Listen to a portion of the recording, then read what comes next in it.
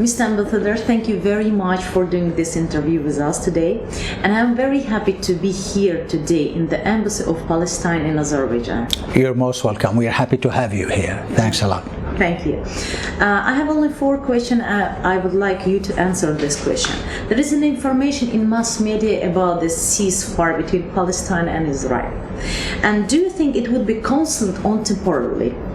Well, we would wish to be constant. It is in the interest of the Palestinian people to live in peace and to live in harmony within the region. We've suffered a lot, our people suffered a lot, and it is in our interest, and I think it's the interest of the region, and it's in the interest of the other side, the people in Israel, to have a constant peace and to have a constant ceasefire. So we welcome this, and we would hope that it would be constant. And what could be done to make this peace everlasting? How do you think? Well, end the occupation. Israel has to end its occupation.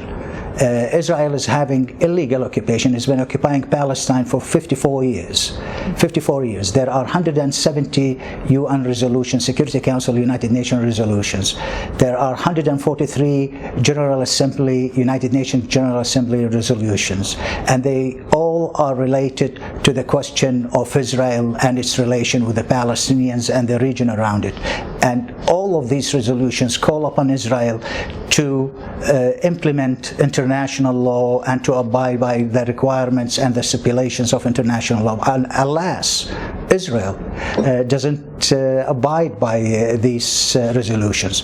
The simple answer, how to end this conflict so the two peoples could live in peace together, is by ending Israel occupation, and it ends its institutional policy of apartheid inside Palestine. And are you ready to go for a compromise, for example? We are always ready to go for compromise. We've been negotiating with the Israelis. In 1993 we signed an agreement. We signed many agreements with the Israelis, which reflects our will and our hope to reach a settlement, a peaceful settlement with Israel, so the two peoples could live in peace. We swallowed the bitter pill by agreeing to establish our own state on just 22% of the historical area, the area of historical Palestine, 22% for the cause of peace. United Nations resolutions stipulate that Israel has to withdraw from the lands that it had occupied in historical Palestine in 1967, the West Bank, East Jerusalem, and the Gaza Strip. Thus far, Israel hasn't been abiding by this. The simple answer for this question is just really for Israel to abide by the agreements that have been signed and to abide by international law. From our side, we are willing, based on international law, just implement these resolutions, and we are willing and looking forward to live in peace with the other side. Unfortunately, who is leading Israel now is it's an ultra-right extreme government that doesn't believe in peace. The peace as we and the international community and the United Nations believe it should be like. A peace based on international legitimacy, i.e. peace based on the implementation of the resolutions of the United Nations related to the issue of Palestine. The opposite side accusing you on bombing the civilians. Do you acknowledge yourself guilty or not? Yeah. Well, I think in this, the other side, they want us as Palestinians to roll over and die. That's what they want us to have. Israel has been launching an onslaught against the Palestinian people for 73 years.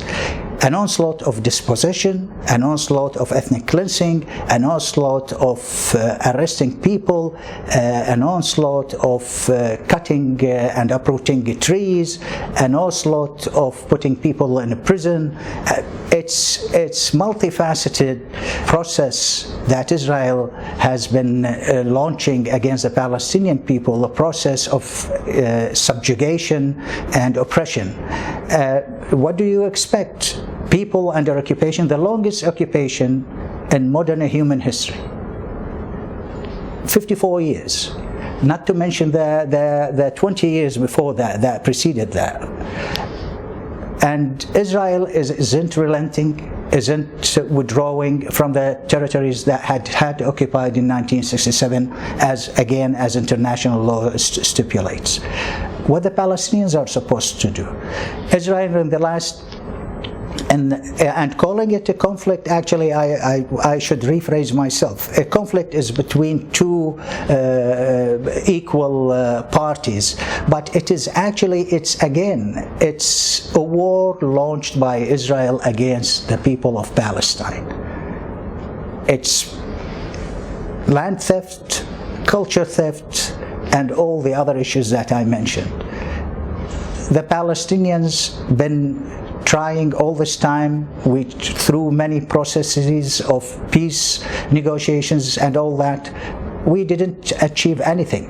The only thing that we see that Israel is expanding since the signature of the Oslo Accords in 1993, stealing more land, Palestinian land, injecting more settlers, illegal settlers. Actually, settlers, calling these people settlers, is a euphemism for colonialists, because they are staying in a territory they are not supposed to stay in under international law. It's in violation of the 4th Geneva Convention to put colonialists in occupied territory. So the Palestinians, what are they supposed to do?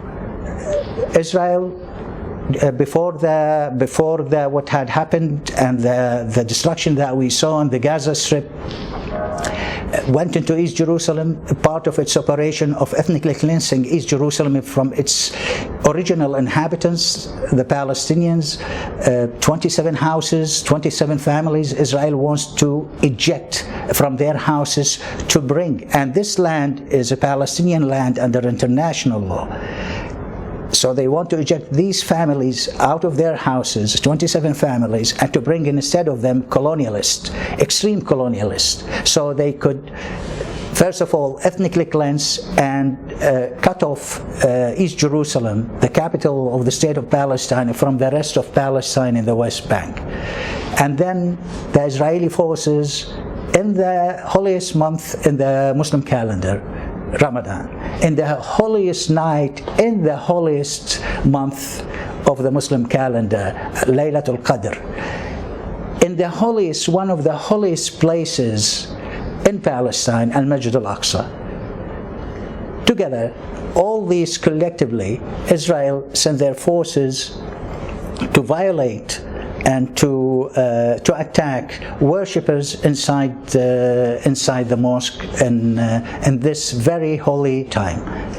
So all of this had created, adding to that, the rhetoric, the poisonous rhetoric that Prime Minister Netanyahu and his cohorts and the government, extreme government, are using by fanning the flames of bigotry, of hate, and of creating a racist, poisonous atmosphere, instigating people against each other.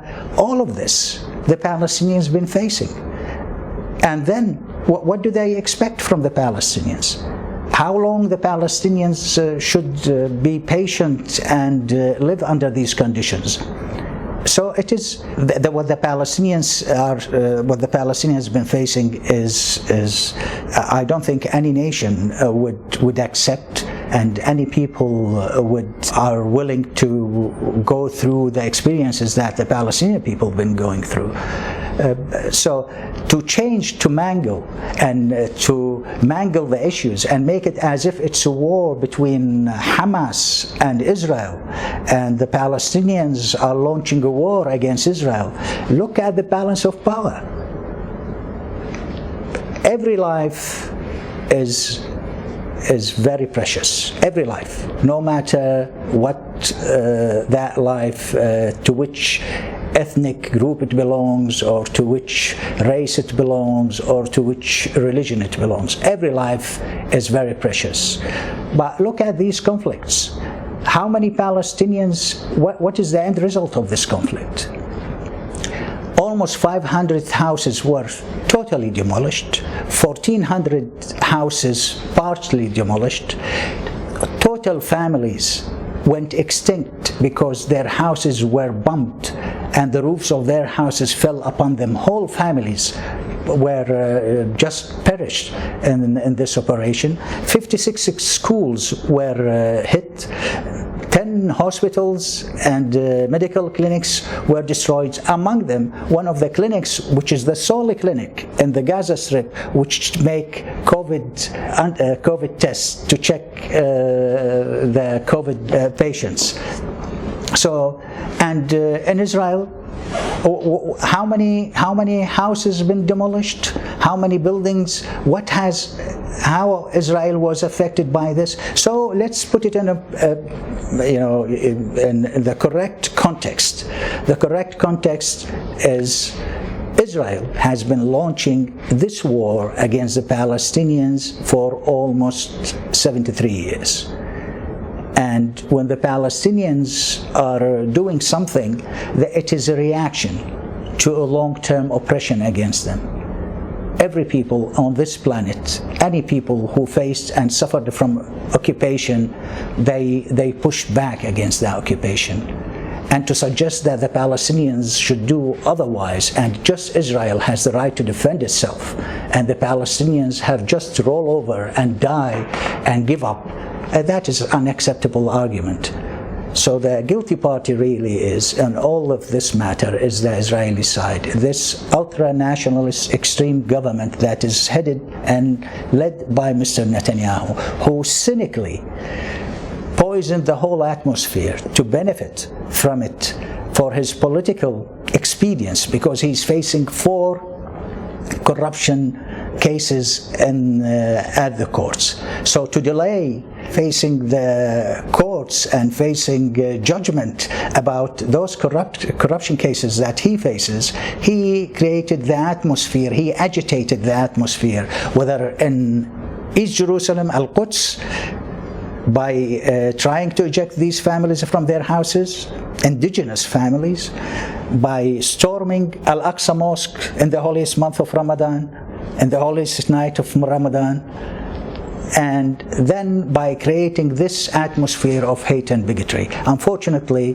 the blame should be not thrown at the Palestinians, should be thrown at the other party which had created. It's the party that is illegally occupying and oppressing and subjugating a total population of another party. Mr. Ambassador, thank you very much for this conversation. Thank you. It was very interesting and at the same time very difficult. Thank you so much. I really appreciate it. Thank you. Thank you.